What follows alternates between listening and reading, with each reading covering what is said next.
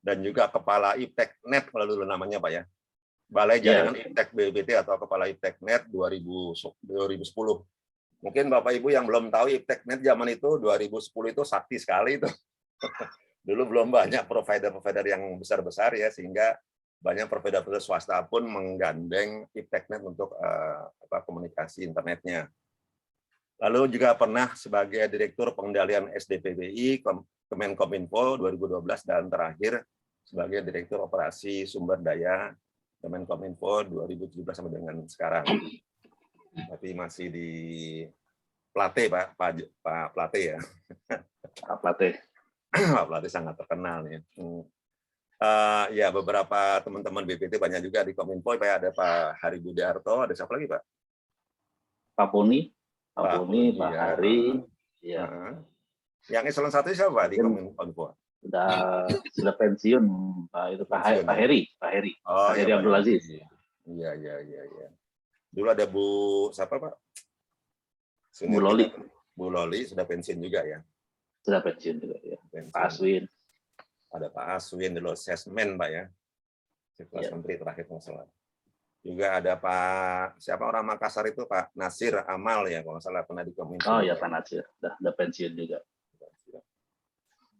Baik, hari ini Pak Dwi akan bicara tentang tantangan transformasi digital era 5G. Jadi ada dua kata kunci di sini. Yang pertama transformasi digitalnya, yang kedua era 5G-nya itu.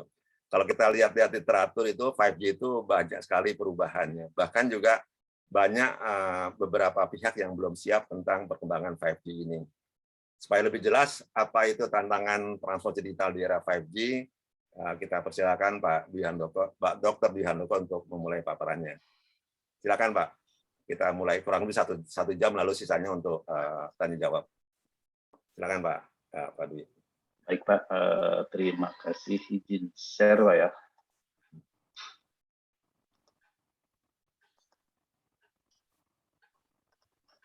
Terlihat ya Bapak Ibu? Kelihatan Pak. Kalau di ini nggak terlihat, ya sudah begini aja deh. Baik, selamat pagi, assalamualaikum Bapak Ibu yang saya hormati. Perkenalkan saya Dwi Handoko dari Kominfo. Tugas saya di Direktorat Operasi di Direktorat Jenderal SDPBI itu mengurusi terkait dengan spektrum frekuensi radio. Spektrum frekuensi radio itu yang sudah menjadi pola hidup kita sehari-hari. Jadi secara nggak sadar pola hidup kita sudah pola hidup radio atau mungkin pola hidup digital. Karena bangun pagi mungkin kalau dulu kita terus mandi gitu lagunya Pak ya. Kalau ini bangun pagi kita lihat WA gitu Pak. Mau tidur juga biasanya sikat gigi dulu, ini mau tidur lihat WA dulu atau apa dulu. Itu transformasi digital secara personil mungkin ada seperti itu. Itu tugas saya terkait dengan pengelolaan spektrum frekuensi radio. Mungkin tadi sudah diperkenalkan Pak Jarod. Baik Bapak Ibu, mungkin ini juga sudah sangat kita pahami bahwa dulu sebenarnya Indonesia itu punya istilahnya Nusantara 21 dan sebagainya, punya cita-cita yang tinggi, yang besar lah untuk transformasi digital di Indonesia. Tapi itu semua diharapkan terjadi, sebagian besar memperkirakan 2025 kah, 30 dan seterusnya. Tapi ternyata memang ada satu kejadian yang mempercepat terjadinya transformasi digital di Indonesia maupun di seluruh dunia, yaitu adanya pandemi COVID-19. Nah, ini harusnya pun sekarang ini biasanya kalau ada kuliah umum saya datang ke kampus. Nah, hari ini kan saya cukup dengan ini aja, online seperti ini aja. Ini juga satu perubahan lah, satu perubahan. Tapi apakah ini akan bertahan? Atau kita akan setback lagi? Suppose kalau pandeminya sudah berakhir. sudah banyak yang terjadi kan, misalnya kita sudah menerapkan ya kalau yang di kampus kuliah online, yang kerja juga kerja secara online. Saya sendiri tanda tangan sudah menerapkan tanda tangan digital yang tersertifikat. Bapak Ibu di BINUS apakah tanda tangannya sudah menggunakan digital yang tersertifikat atau bagaimana nih? Saya kira sudah ya, karena itu penting sekali untuk memastikan bahwa yang tanda tangan itu benar dia, benar saya, dan tidak bisa di-deny.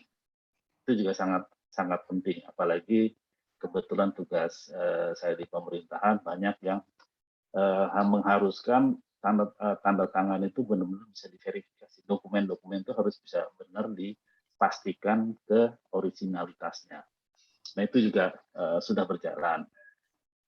Kemudian juga telemedicine, ini yang sudah makin berkembang ya. Kita sudah banyak mendengar misalnya ada Halodoc dan sebagainya untuk dalam tahapan tertentu sudah menuju ke arah telemedicine yang mungkin ada idealnya lah. Kemudian ada macam-macamnya lagi. Jelas pasar dan sebagainya juga sudah bergerak ke arah e-commerce. Nah, tapi seperti apa sih sebenarnya ke depannya tuh yang sudah ada gitu. Apakah ini akan bertahan atau tidak? Ini sangat-sangat penting ya. Apakah kita akan setback? Tapi itu juga cukup dilema nih. Contoh, kampus sudah membangun banyak gedung. Nah, terus kalau nanti menerapkan pembelajaran online misalnya pandemi sudah selesai, pembelajaran online, gedung-gedungnya bagaimana dan sebagainya. Itu juga satu dilema. Itu dari sisi kampus, dari sisi perkantoran pun demikian. Cukup banyak lah yang akan terjadi gitu. Yang terjadi ya harus terjadi atau bagaimana. Itu juga masih pasca COVID ini, transformasi digital ini seperti apa juga saya rasa perlu pemikiran dari banyak pihak menjadi seperti apa begitu. Nah, tapi ada satu contoh juga bagaimana satu negara kecil ya, Estonia, mungkin Bapak Ibu ada yang pernah ke sana, ini menerapkan transformasi digital di sana gitu. Saya coba share terkait dengan Estonia.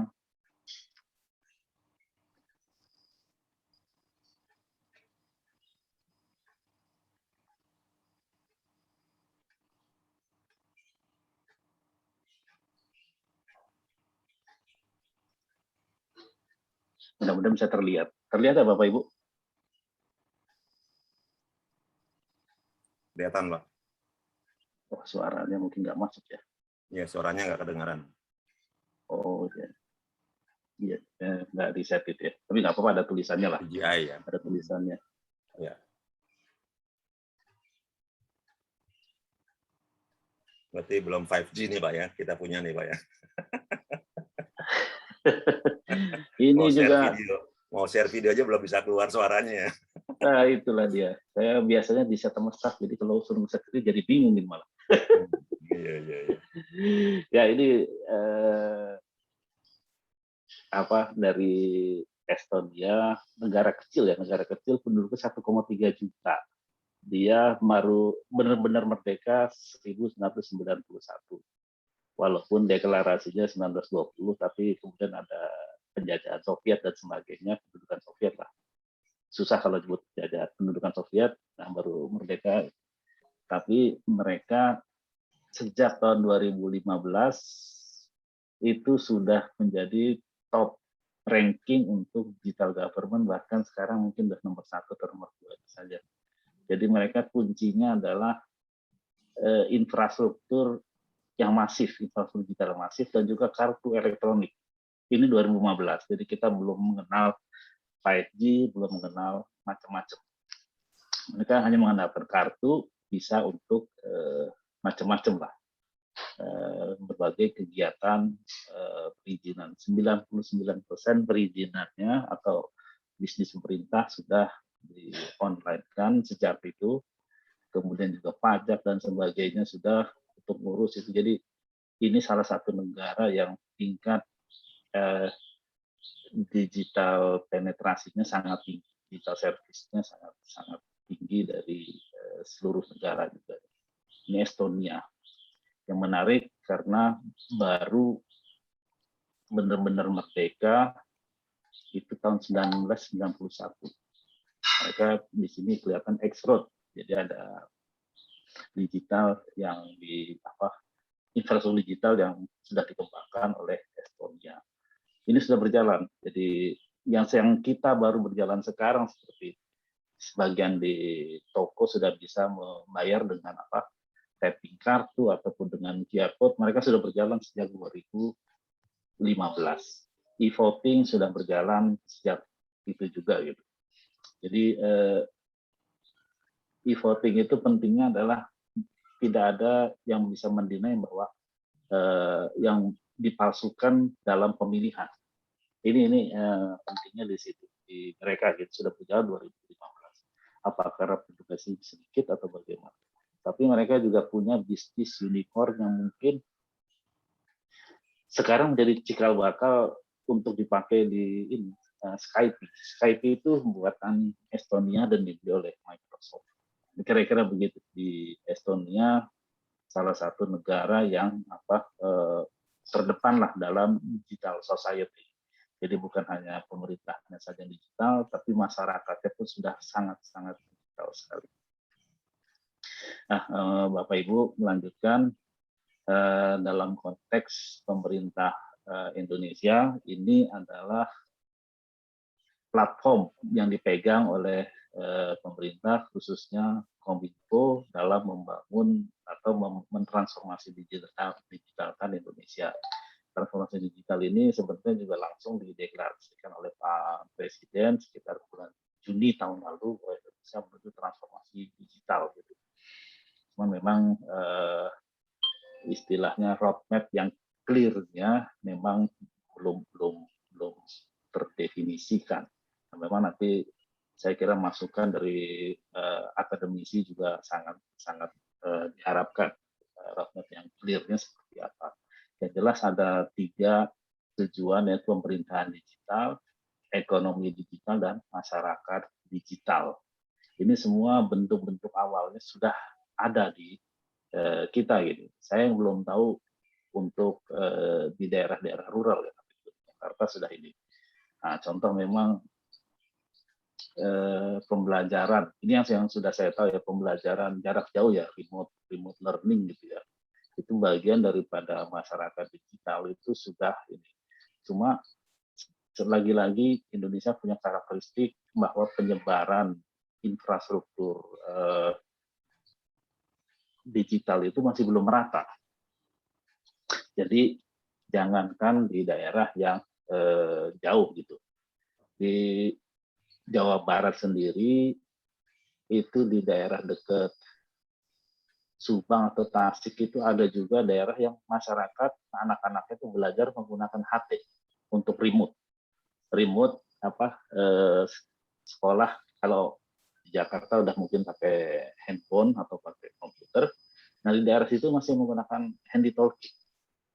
Tapi itu udah bagian dari bukan masyarakat digital, artinya bagian daripada proses yang harus dialami lah, bagian daripada inovasi terhadap kelangkaan infrastruktur yang memadai gitu. Bisa jadi seperti itu. Di Cirebon, di Kuningan itu ada juga memantaskan radio pelajaran. Apakah itu polanya gurunya itu menjelaskan secara terpusat, kemudian disebarkan melalui radio, kemudian nanti tugas dan sebagainya dikirim melalui mekanisme yang lainnya lagi. Itu murah untuk masyarakat yang memang belum terjangkau infrastruktur digital. Nah, makanya ini infrastruktur digital ini menjadi penting di bagian bawah fondasi daripada pembangunan pemerintahan digital, ekonomi dan masyarakat digital. Ini jadi sangat penting. Di samping itu juga aplikasi dan servis juga sangat penting. kalau kita melihat dari kebiasaan sehari-hari, mungkin Pak Jarod atau Pak Gunawan atau siapa yang lainnya, Bapak Ibu di sini, persentase menggunakan aplikasi lokal berapa persen? Mulai dari bangun, kemudian tidur, aplikasi lokal. Nah, kalau yang menggunakan aplikasi e-commerce mungkin sebagian sudah ada yang lokal. Tapi ya sisanya, nah itu juga, nah itu masih tantangan juga buat kita. Konten ini saya kira cukup banyak ya, cukup kaya lah Indonesia dengan konten. Kalau kita melihat YouTube, konten-konten ini juga cukup kaya, konten-konten lokal. Ini juga cukup menarik ya. Ini juga saya rasa penetrasinya kemungkinan lebih tinggi ya. Jadi ke atas itu penetrasi istilahnya lokal lebih tinggi. Tapi kalau saya terus terang kalau konten tuh nontonnya kuliner di YouTube, itu konten lokal itu mau kan, nah, itu banyak di sana itu karena sana. Nah, pemerintah akan memayungi juga dengan regulasi keamanan. Tentu saja di sini juga tuntutan dari akademisi adalah SDM, talenta digital. Ini yang seperti apa sih yang dibutuhkan untuk banyak, sangat banyak lah. Tidak hanya harus dari sisi teknologi, bahkan mungkin dari sisi psikologi. Terakhir ini saya baca di koran ini, karena di online itu kita mudah reject atau mungkin budaya like dislike itu ada, itu ternyata ada pengaruh psikologi masyarakat juga. Nah, ini juga bagian yang apa istilahnya menarik untuk dipelajari dan bagaimana idealnya suatu masyarakat digital dalam bermasyarakat. Jadi kan kalau di dunia digital itu like dislike itu udah nggak lihat. Kalau kita bertemu muka mau bilang like atau dislike itu kan ada istilah orang Jerman itu pakai gitu kan. Nah, seperti begitu. Kalau digital udah nggak ada itu. Nah, itu juga istilahnya merubah psikologi masyarakat. Ini bagian jadi pengaruh di masyarakat digital. Saya kira bukan hanya masalah talenta digital itu bukan hanya masalah teknologi saja, tapi juga lifestyle dan sebagainya juga saya kira masih luas sekali bidang-bidang yang perlu kita dalami, kita pelajari apa yang mungkin bisa untuk kita sempurnakan ke depannya. Nah itu Bapak Ibu, salah satu yang paling penting adalah perlindungan data pribadi di ruang digital. Nah, pemerintah kita sedang menyusun rancangan undang-undang PDP, perlindungan data pribadi. Perlindungan data pribadi ini yang sudah ada tuh yang sangat kuat itu di Eropa. Di Eropa tentang undang-undang data pribadi. Nah, sebenarnya rancangan undang-undang yang kita buat itu mengacu ke sana, di Eropa situ. Jadi cukup erat lah, cukup banyak lah yang kita adopsi dari sana. Yang apa salah, karena kita di mana kita harus belajar, tidak perlu semuanya harus seperti itu. Ini penting, data pribadi kita, contoh kalau Bapak Ibu kan sudah sebagian besar lah, mungkin ada juga yang enggak, itu menggunakan Google. Karena kalau handphone ada di Google, ada Google, kita sering mencari alamat dan sebagainya, itu data kita semua terekam, perjalanan kita terekam. Tahun lalu Bapak Ibu pergi kemana saja ada datanya. Nah, mungkin juga ada data-data yang tidak ingin diketahui orang lain. Mudah-mudahan sih nggak ada Bapak Ibu ya, mungkin aja ada seperti itu. Itu dengan undang-undang data pribadi, kita punya hak untuk menghapus data tersebut. Nah, ini juga penting gitu. Nah, sekarang kita sudah bisa menghapus data tersebut karena itu mungkin efek daripada yang diperlakukan di Eropa. Saya juga nggak tahu sejarahnya, tapi sekarang ini sudah bisa dihapus data-data di Google. Ada penelitian dari Deutsche Welle itu dari Jerman, itu kalau satu orang itu aktif berbelanja di e-commerce, itu setahun itu dia kira-kira kalau dicetak datanya itu bisa seratusan halaman A4 lah, lebih mungkin gitu. Itu kira-kira tercatat semua. Jadi saya belanja apa saja tercatat semua di e-commerce. Apakah kita bisa menghapus? Setahu saya kita tidak bisa menghapus data yang ada di, saya kebetulan e-commerce nggak banyak, cuma 1 atau 2 aja. Itu di 2 itu juga kalau saya udah belanja sesuatu, saya nggak bisa menghapus itu data tersebut. Gitu. Walaupun itu udah tahun lalu atau 2 tahun yang lalu. Nah ini data itu kan termasuk data pribadi untuk membeli-beli dan sebagainya itu. Nah ini bagaimana itu? Ini juga menjadi concern karena ini tidak, kalau kita tidak mempunyai peraturan semacam ini, sangat sulit mewujudkan ekonomi digital atau digital society yang melindungi seluruh masyarakat. Ini satu concern lagi yang memang harus kita perhatikan.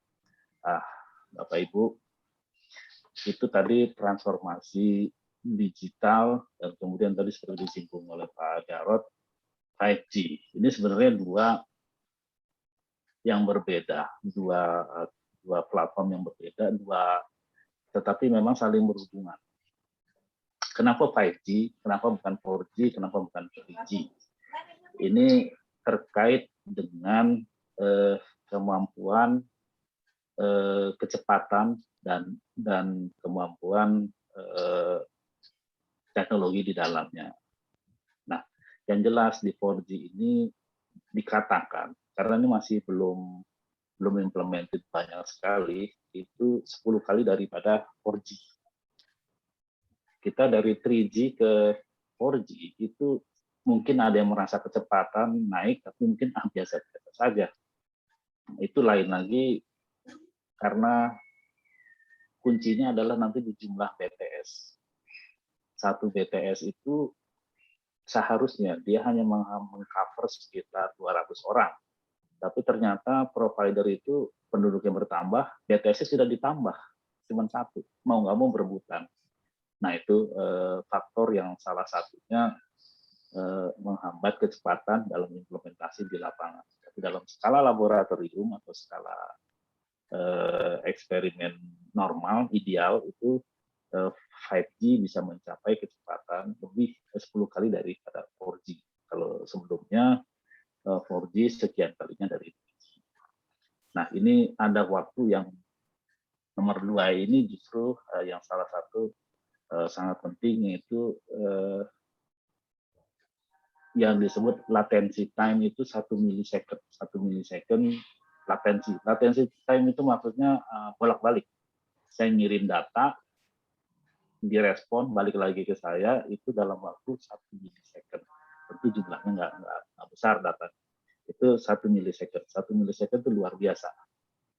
Nah, karenanya dengan kemampuan 1 milisecond ini akhirnya berkembanglah misalnya riset tentang autonomous mobile, mobil yang bisa jalan sendiri, driverless vehicle, mobil yang bisa jalan sendiri. Kenapa? Karena mobil itu kan perlu respon yang cepat apabila terjadi ada obstacle, misalnya harus belok kiri, harus belok kanan, itu pengambilan keputusan harus cepat. Kalau kecepatannya hanya 5 km per jam, mungkin tidak perlu respon time sampai 1 milisecond. Tapi kalau mau mobil yang driverless itu idealnya kan bisa berjalan 50, 60. Tapi saya nggak tahu, mungkin Bapak Ibu kalau 50 masih bukan mobil ya, masih sepeda gitu, mungkin harus yang 100 gitu.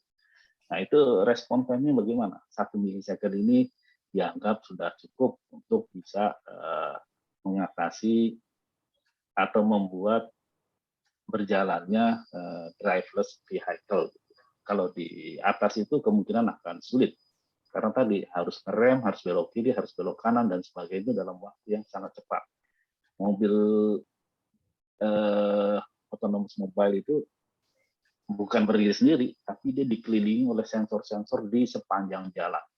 Nah, dia responnya dengan sensor-sensor, dengan mobil di depannya, dan sebagainya, dengan lingkungannya, itu harus cepat dalam kisaran 1 milisecond. Nah ini lain-lainnya ya lebih efisien, ini relatif. Kemudian kapasitas jaringan fleksibel dan lebih lebar, ini juga sesuatu yang biasa saja lah. Tapi yang key poinnya adalah tadi 1 milisecond. Nah ini juga ada constraint tersendiri. Nah terkait dengan 1 milisecond tadi, memang akan banyak sektor yang bisa muncul di situ. Salah satunya adalah industri manufaktur. Industri manufaktur, mungkin kita langsung lompat saja. Oh, nanti ada jauh lompatnya. Itu industri manufaktur itu untuk meningkatkan kecepatan memang harus menggunakan robot. Nah, robot itu benar-benar kalau dulu itu berbasis program, jadi robot itu berbasis program. Sekarang robot itu berbasis program yang didukung dengan sensor-sensor. Jadi bisa lebih presisi. Nah itu semua menggunakan harus menggunakan respon time yang cepat. Jadi kalau ada satu mal, ada kesalahan dalam satu fungsi robot, itu harus bereaksi dengan cepat. Itu juga seperti itu. Ini salah satu kunci di situ. Jadi pada intinya dengan era 5G ini tadi ada satu istilah nih bisa massive IoT. Itu bisa menyebar banyak sekali sensor di sekitar kita, di rumah kah, di pabrik kah, atau di jalan, atau di mana sensor itu bisa banyak. Kenapa? Karena sensor-sensor itu bisa, walaupun jumlahnya banyak, itu bisa tertampung semua dalam 5G. Ini yang kuncinya di sana. Kalau sensor 1-2 mungkin buat apa bandwidth lebar-lebar atau kecepatan tinggi? Nggak penting. Kalau sensornya cuma 1-2. Tapi kalau sudah berjumlah masif, nah ini sangat diperlukan bandwidth yang besar. Karena sensor mengeluarkan suatu alarm, itu harus terkirim dalam waktu yang tertentu dan harus ada respon diterima oleh si robot atau apa itu. Jadi ini mesin to mesin komunikasi menjadi visible dengan ada 5G. Karena tadi kecepatannya terjamin 1 milisecond tadi. Ini masif. Ini sangat tidak terbayangkan dulu ya. Tapi sekarang ini akan menjadi lebih terlihat. Oh bisa seperti ini, bisa seperti ini. Yang jelas yang sudah kita sama-sama saksikan adalah autonomous vehicle atau driverless vehicle itu sudah bisa berjalan dengan kecepatan yang lumayan, walaupun masih banyak kekurangan di sana sini, tapi sudah taraf yang mendekati implementasi lah situ. Karena di jalanan dipasang banyak sensor, antar mobil juga ada sensornya dan sebagainya, itu juga memungkinkan untuk mobil bisa bergerak secara otonomus. Tapi di 1-2 kasus ada laporan kecelakaan mobil Tesla yang driverless nabrak sana, nabrak sini, dan sebagainya itu ada juga. Jadi masih dalam ya belum sempurna sekali lah. Masih perlu pengembangan lagi. Kemudian pabrik-pabrik juga banyak yang sudah menerapkan. Nanti mungkin ada videonya, mohon maaf, tapi videonya masih tidak ada suara. Baik, Bapak Ibu, kita lanjutkan. 5G di Indonesia ini sebenarnya tidak terlalu terlambat sekali. Kita sudah menerapkan di Q2 2021 tahun ini ya. Jepang 2020, Australia 2019, kemudian Singapura sendiri 2020. Tetapi sebenarnya bukan sekedar tersedianya infrastruktur, yang lebih penting lagi use case-nya apa? Use case-nya, implementasi yang benar-benar 5G itu apa? Ada nggak di Indonesia? Ini yang menjadi kunci. Nah, di Eropa sudah bermunculan use case tersebut. Nanti mungkin kita akan singgung lagi. Di Australia sendiri sudah ada, tapi di Indonesia karena baru launching, mungkin belum ada istilahnya killer use case, killer aplikasi, killer apa yang benar-benar ini baru 5G gitu. Istilahnya begitu, belum ada saat ini.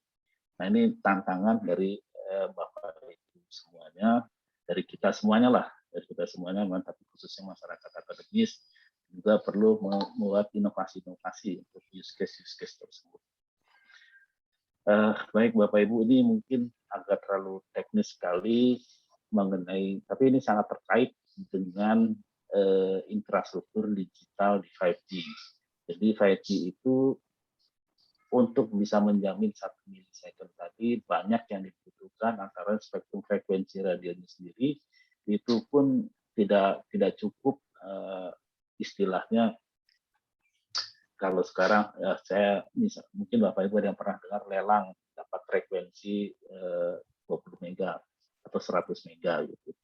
Itu jual beli frekuensi, peminjaman frekuensi lah dari pemerintah ke operator. Itu harus nggak cukup seperti begitu. 5G ini perlu lebih luas lagi dari yang diperlukan, ya, untuk bisa menjamin tingkat latensi yang 1 milisecond.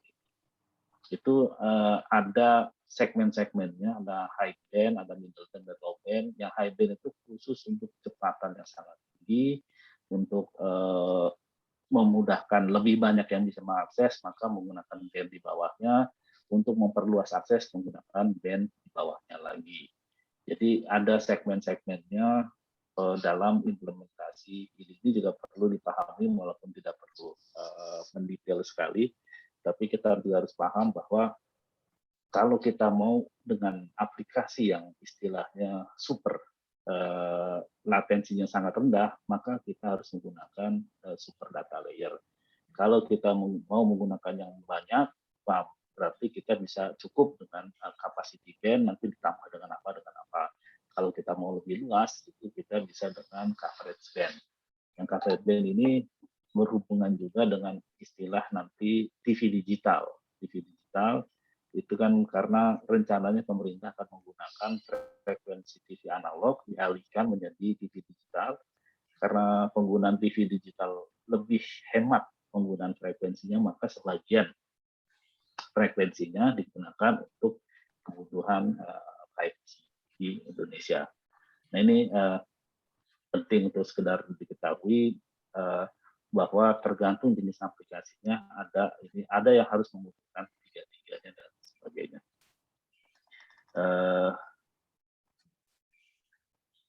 Ini yang sudah dicobakan di Indonesia, mungkin hanya data-data ini saja. Ini menggunakan frekuensi berapa, saya kira nggak terlalu ini.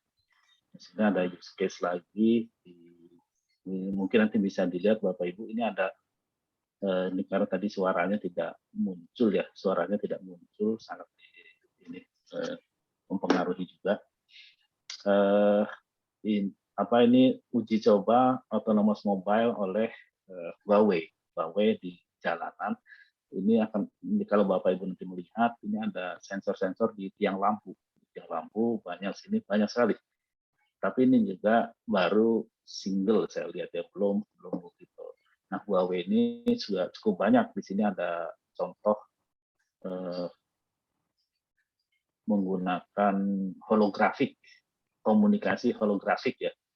Kalau nanti ada itu komunikasi holografik, kalau Bapak Ibu nanti berkesempatan melihat, jadi komunikasinya sudah seolah-olah berhadapan 3 dimensi. Kalau sekarang WhatsApp itu baru video, nah ini bisa 3 dimensi. Tapi ini baru imajinasi yang belum diimplementasi, tapi sudah visible secara teknologi sudah visible. Itu cukup menarik, komunikasi 3 dimensi ya, cukup menarik ya, seperti begitu.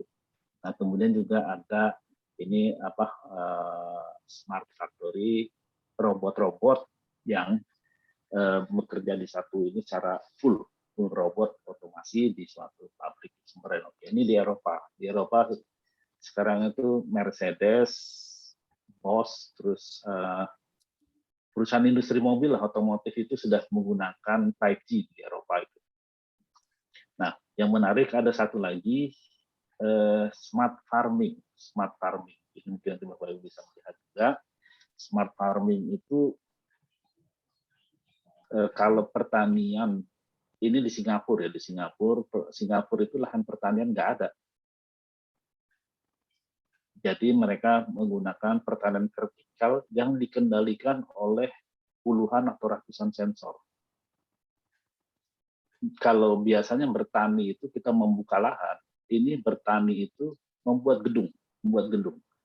Jadi bertani di dalam gedung, kemudian gedung itu di dalamnya diisi dengan pertanian bertingkat, kemudian ditanamlah di situ dengan sensor. Misalnya yang baru bisa ini saya lihat baru level sayuran ya, sayuran itu bisa ditanam di dalam gedung. Kalau level jagung, beras masih belum, tapi bukan berarti tidak bisa. Kedepannya mungkin saja bisa. Gitu. Jadi mulai dari pembibitan sampai produk akhir pengemasan itu di dalam satu gedung. Pembibitan, pengembangan, panen dalam satu gedung. Pencahayaan pun untuk pemberian pupuk, pencahayaan, pemberian air dan sebagainya sudah dikendalikan dengan sensor-sensor yang banyak, dan itu menggunakan sistem elektronik yang saya kira cukup kompleks juga. Itu menarik. Jadi vertical farming, mungkin Bapak Ibu yang sudah hobi hidroponik paham, hanya ini lebih otomatis lagi dengan menggunakan sensor dan sebagainya. Dan langsung keluar jadi satu produk yang di packaging siap dikirim. Udah satu paket lah itu dalam satu gedung. Luar biasa ini. Jadi banyak sekali. Tapi apakah ini 5G murni? Nah, ini saya juga belum mendetail. Tapi melihat banyaknya sensor itu, kalau nanti skalanya dia besar, saya kira harus menggunakan 5G juga. Gitu. Walaupun sebenarnya nih 4G pun juga bisa, ataupun jaringan biasa juga. Gitu. Ini yang smart farming ya. Ini sudah ada gitu. Ada lagi sih pengiriman logistik, bagaimana Amazon, selevel Amazon itu mengelola logistik yang jumlahnya sehari harus dikirim ratusan ribu atau jutaan, itu bagaimana gitu.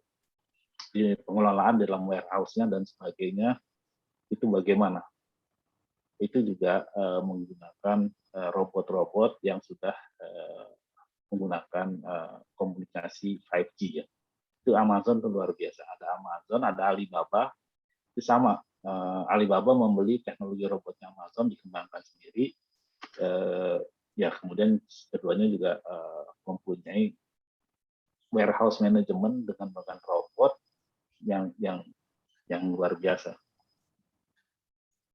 sehingga bisa menghandle jutaan paket dalam satu hari di satu warehouse secara cepat. Itu jadi Bapak Ibu, jadi 5G bukan satu-satunya penentu transformasi digital, tapi memang sebagai faktor penentu. Kalau kita tidak transisi ke 5G, ini ada beberapa yang tidak bisa kita implementasikan dengan mudah. Tidak cukup kita hanya menggunakan Wi-Fi atau menggunakan kalau kabel mungkin bisa, tetapi fleksibilitasnya menjadi berkurang. Jadi harus komunikasi wireless yang tidak ada hambatan fisik, kabel yang menghalangi, misalnya kabel itu menempel di robot dan sebagainya, sehingga robot itu jadi tidak bisa bergerak kemana-mana karena dibatasi oleh kabel itu sendiri dan sebagainya. Makanya ini jadi salah satu faktor kunci dalam transformasi digital. Walaupun sekarang ini secara industri sudah melirik ke 6G. Nah, nggak tahu nih, sempat punya 5G kita apa enggak nih, atau udah 6G atau gimana? Karena sekarang harganya kalaupun udah masih mahal ya. Nggak tahu kalau Bapak Ibu dari BINUS sudah ada yang punya nih, kan sudah keluar juga 5G handsetnya sudah ada gitu. Kemudian dari sisi pemerintah, kira-kira ini hal yang disiapkan khususnya Kominfo, ya infrastruktur, kemudian perangkat ini kita mengupayakan perangkat tadi bisa tingkat TKD-nya tinggi. Kenapa? Karena tadi kalau kita bicara sensor, banyak sekali sensor yang dibutuhkan. untuk satu aplikasi aja, misalnya aplikasi autonomous mobile, banyak sekali sensor yang dibutuhkan. Apalagi nanti kalau ada aplikasi pertanian, kalau Indonesia masih belum menerapkan pertanian vertikal, mungkin sebagian sudah, mungkin belum. Itu juga kalau pertanian luas lahannya banyak, kalau kita mau menerapkan bagaimana dan sebagainya. Itu juga kemudian regulasi tadi antara lain perlindungan data pribadi, itu juga sangat sangat penting. Spektrum frekuensi radio ini juga cukup kendala bagi kami yang mengelola, karena sekarang ini tantangannya kita perlu drone. Di mana-mana sudah bergerak drone untuk distribusi logistik. Amazon sudah mencoba dan sebagainya sudah, dan bukan hal yang mustahil itu akan bisa terwujud. Tapi namanya juga drone, dia perlu satu jalur khusus, frekuensi khusus, sehingga tidak terganggu-ganggu oleh yang lainnya lagi. Nah, frekuensi ini sangat terbatas. Kita juga akan mengupayakan bagaimana itu bisa diimplementasikan, sambil melihat juga bagaimana pengelolaannya di negara-negara yang sudah akan menerapkan. Sampai sekarang ini masih belum ada jalur khusus. Ke depan bukan hanya drone untuk ngantar barang, drone taksi pun untuk ngantar manusia juga sudah ada yang mengembangkan seperti begitu. Nah, model bisnis ini juga penting karena tadi estimasi kita saat ini tidak ada satu operator yang bisa beroperasi sendiri untuk menjalankan 5G. Jadi harus kerjasama antar operator kalau mau menerapkan skala tertentu. Kalau hanya skala kecil mungkin bisa sendiri, tapi untuk skala tertentu nggak bisa. Model bisnisnya juga perlu dikembangkan kembali. Ini dari model bisnis infrastruktur ya, belum model bisnis yang lainnya lagi. Yang menjadi tantangan juga ini seperti misalnya mungkin bukan di daerah Kominfo, tapi mungkin daerah Kementerian Keuangan. Bagaimana dengan platform yang over the top, kayak Amazon, Alibaba, Facebook, dan sebagainya, berapa pajak yang harus diambil? Apakah pajaknya hanya dari perusahaan yang ada di Indonesia, sedangkan transaksinya lebih banyak dari luar juga gitu. Ini model bisnis untuk istilahnya win-win solution dengan pengusaha di Indonesia masih dicari. Pendapatan operator telco sekarang turun karena orang nelpon dengan WhatsApp, SMS nggak laku, dan sebagainya. Ini juga tantangan-tantangan tersendiri yang harus dikembangkan. Ke depan telepon malah tambah nggak laku lagi, orang video telepon aja bisa, menghadirkan holografik bisa, dan sebagainya. Nah, platform begini bagaimana nih tata kelolanya? Ini kebetulan bukan di tempat saya, tapi memang ini juga bagian yang dipikirkan oleh di sektor kopi juga. Kira-kira itu Bapak Ibu yang tadi mungkin secara singkat sudah saya jelaskan juga. Nah, ada catatan lain. Catatan lain, ini catatan fisika. Elektron itu kecepatannya 2.200 km per second. Kalau 1 milisecond kira-kira 2,2 km. Kecepatan cahaya 300.000 km per second. Kalau 1 milisecond 300 km lah kira-kira. Nah, kalau untuk mencapai latensi 1 milisecond itu kan ditentukan oleh media penghantarnya. Nah, kalau media penghantarnya taruhlah fiber, maka range kita bisa beroperasi 1 milisecond itu 150 km.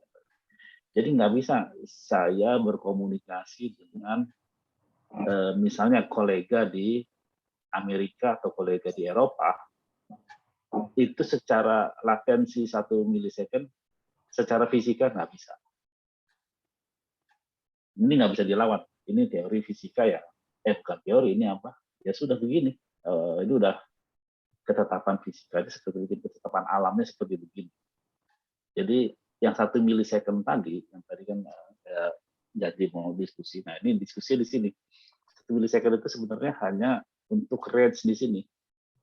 Dan apa istilahnya, ini kalau semuanya fiber, kita bisa 150 km. Tetapi namanya perangkat, di dalamnya pasti ada kabel. Kabel itu ya mau nggak mau kecepatan elektron 2,2 km per, yang kalau 1 milisecond. Kalau round trip ya 1 km. Jadi idealnya untuk menerapkan aplikasi yang memerlukan latensi 1 milisecond itu hanya di ruangan terbatas 1 km idealnya. Nggak lebih dari situ. Nah, kalau Bapak Ibu suka ngoprek, kabel-kabel, kalau misalnya Cat 6A kan bisa sampai 10 giga, tapi jaraknya pendek. Kalau panjang nggak bisa dia sampai 10 giga.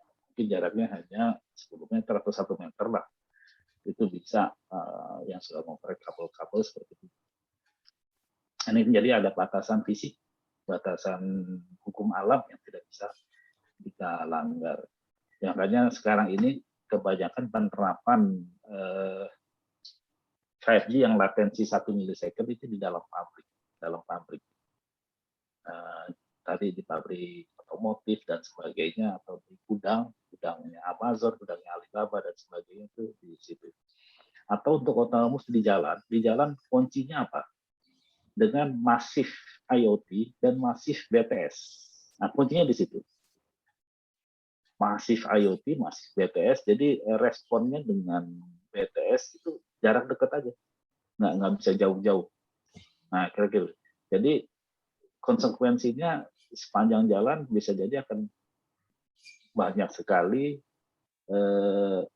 BTS yang bentuknya bisa berbagai macam, yang bisa dikombinasi dengan tiang lampu, bisa dibagi apakah dia BTS berupa tower tersendiri dan sebagainya. Itu akan makin banyak dipasang konsekuensinya. Nah, konsekuensi lain yang tadi nih, BTS itu juga dibutuhkan karena apa? Makin banyak BTS itu, kalau kita menggunakan frekuensi tinggi tadi kan di paparan sebelumnya, frekuensi ada super band, ada medium band, ada low band.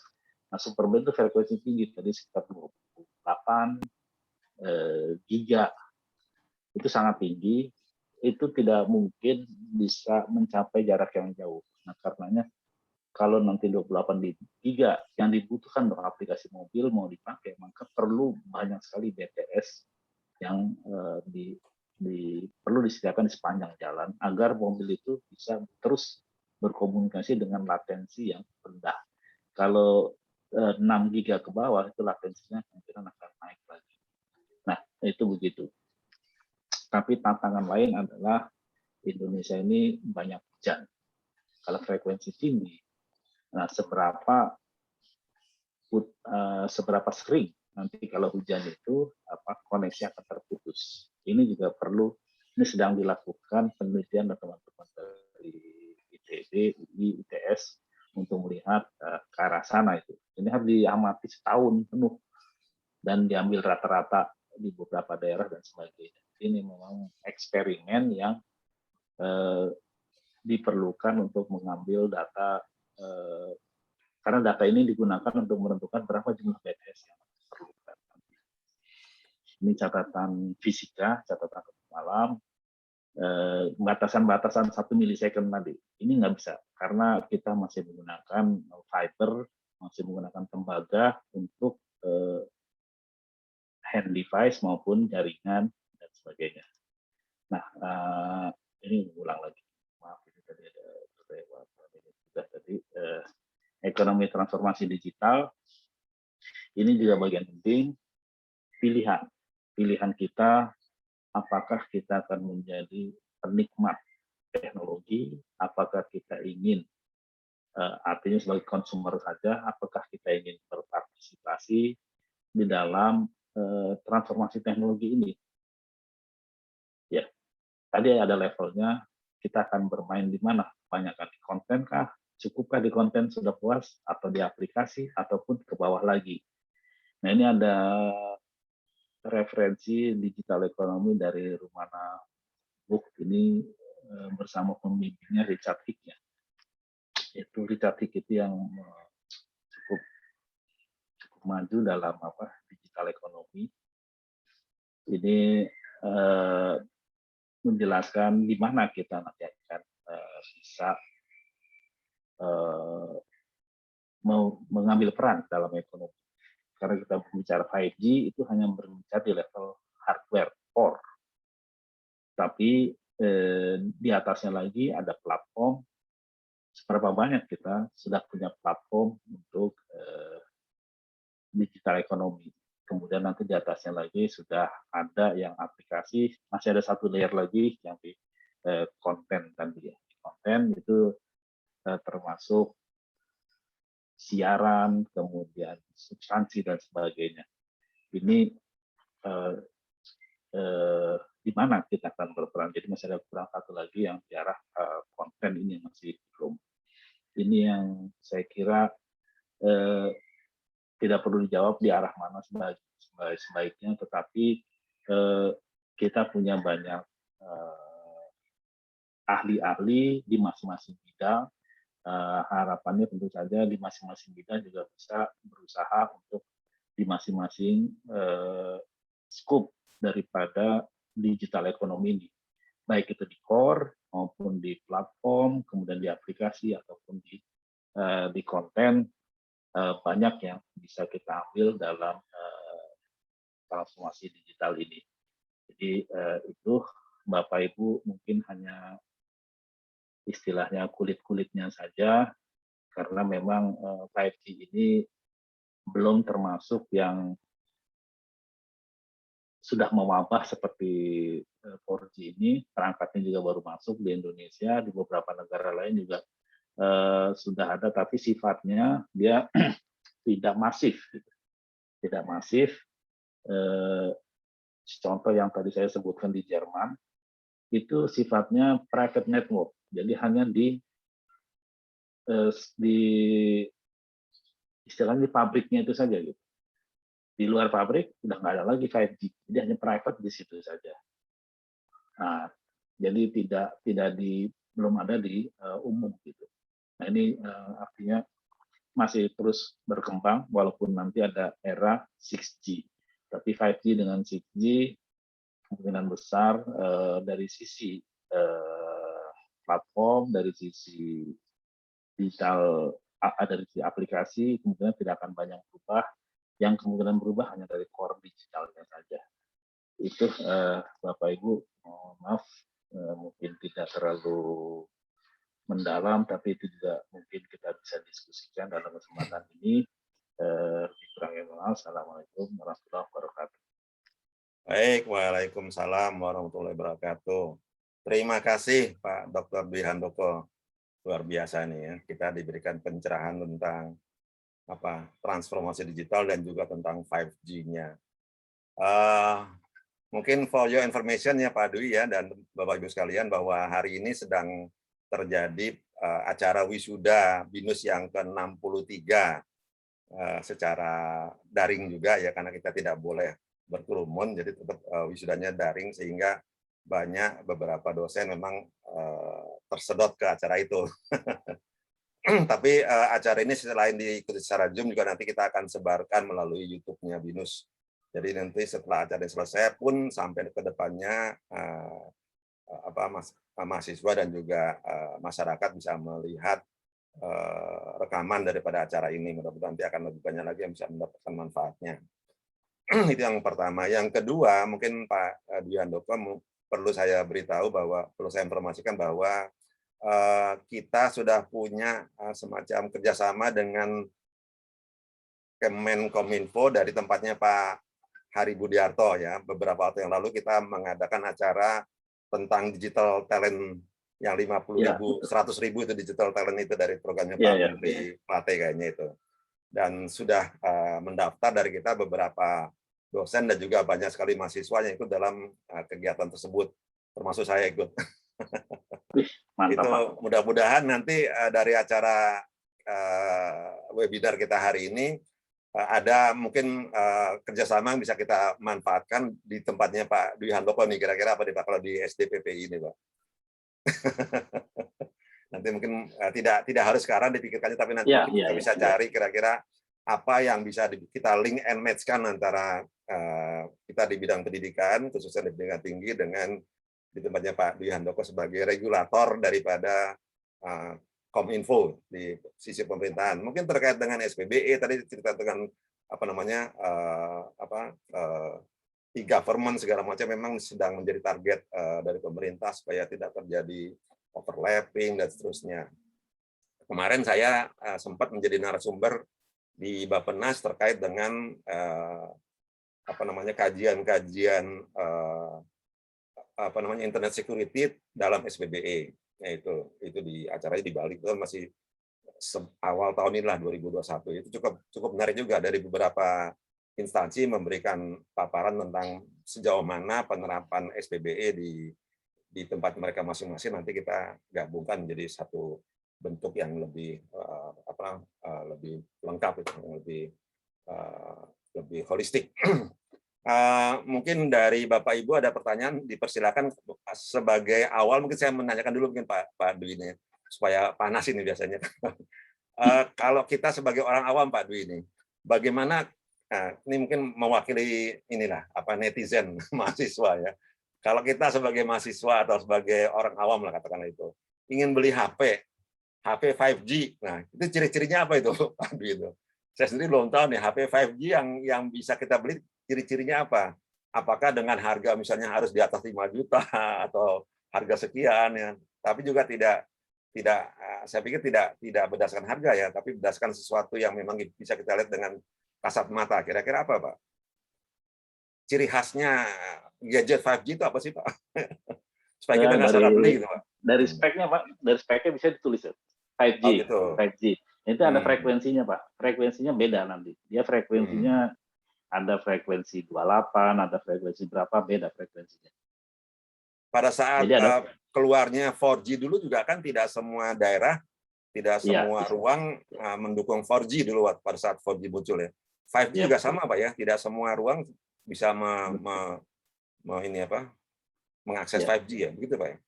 Iya, yang hanya di daerah yang ada BTS 5G aja. Kalau nggak ada BTS 5G ya nggak bisa itu. Jakarta sudah berapa persen Pak? Wah, masih jauh Pak. Masih kecil titik ya? Mungkin. Masih titik. Masih titik sekali ya, jauh sekali ya. Yang paling banyak daerah mana Pak? Di kantor Jakarta. Merdeka Barat kali Pak ya? Enggak, dia di ini Pak, di pabrik. Oh, justru di pabrik? Iya, di pabrik. Contohnya di Cikarang gitu Pak ya? Iya, di daerah yang punya pabrik itu kan ini, yang ada operator yang punya pabrik juga. Seperti Smart itu kan punya pabrik. Excel itu kerjasama dengan apa saya lupa gitu. Ada. Jadi dia membangun use case di spesifik gitu. Kalau mereka menggelar 5G tapi yang pakai hanya 1 orang 2 orang kan rugi Pak. Jadi kalau kita beli HP yang tulisannya 5G ya. Yang ada speknya tulisan 5G lah. Speknya 5G, walaupun HP Cina Pak. Nggak apa-apa, yang penting kan itu, dia jangankan spek Pak, OS-nya dibilang OS iPhone versi berapa, tapi pas kita cek ternyata ini Android juga nih. Dia ini Pak, nanti ada sertifikatnya lolos nggak gitu. Nah sertifikatnya yang nguji juga dari Kominfo, sertifikat perangkatnya itu. Oke, kalau masalah harga Pak? Nah nggak tahu itu Pak. Harga artinya tidak harus mahal ya? Nggak harus, ya tapi harusnya lebih mahal karena kan ada tambahan modul frekuensi, harusnya sih lebih mahal ya. Karena ada tambahan perangkat yang mau nggak mau lebih mahal, itu aja. Secara manufaktur begitu kan. Oke, ya baik Pak. Lalu dari penjelasan Pak Dwi tadi yang banyak tadi, kira-kira untuk bidang pendidikan 5G ini memberikan warna barunya apa aja Pak untuk bidang pendidikan Pak? 5G di bidang pendidikan itu yang menarik ini Pak, holografis. Jadi misalnya menghadirkan mesin industri tanpa harus berkunjung ke industri, gimana caranya? Kalau kita berkunjung ke pabrik, melihat melihat mesin itu kan suatu experience yang luar biasa buat mahasiswa, bisa melihat produksi langsung gitu kan.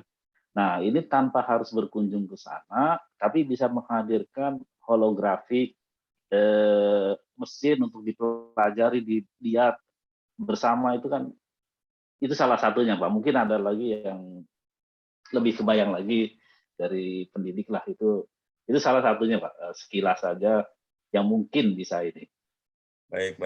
Ya mungkin sebagai informasi buat narasumber bahwa di BINUS itu kita sudah menggunakan LMS, Pak, Learning Management System itu dengan nama BINUS Maya. Dan kemarin baru ada peluncuran BINUS Maya 7.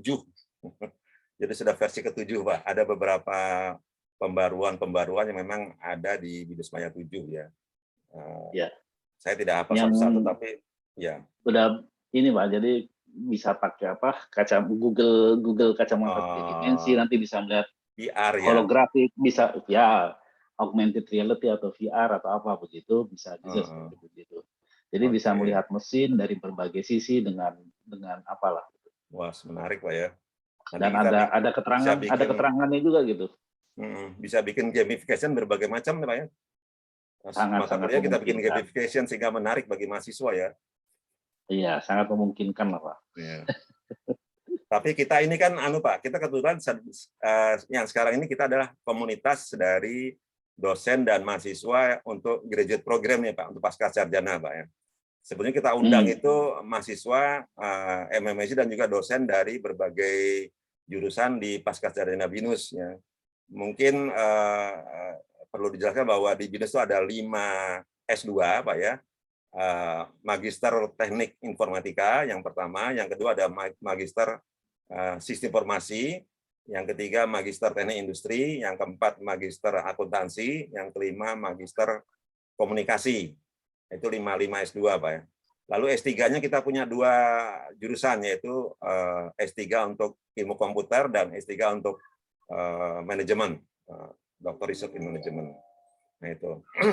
Mungkin nanti 5G itu bisa kita lakukan untuk pendidikan baik di S1, S2 maupun S3, Pak ya. Saya pikir nggak masalah, Pak ya. Sangat bisa, Pak. Sangat bisa, Pak. Sangat bisa ya. Tapi mungkin untuk S3 mungkin lebih tinggi lagi, mungkin tidak sekedar permainan, tapi juga tentang filosofinya kali, Pak ya. Iya.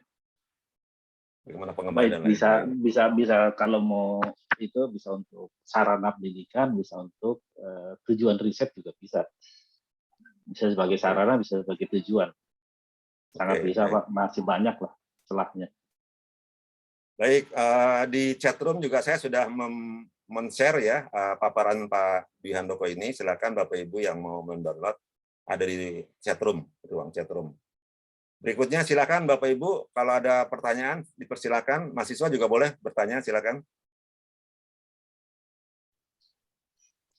Oke, selamat pagi Pak Jarod. Ya, pagi. Pak Dwi dan rekan-rekan dosen. Saya dari mahasiswa MMSI semester pertama. Izin bertanya ya Pak. Mengenai era digital 5G ini, tadi menarik banget ulasan Pak Dwi. Yang menarik di sini saya lihat tuh teknologi ini udah mulai kelihatan ya.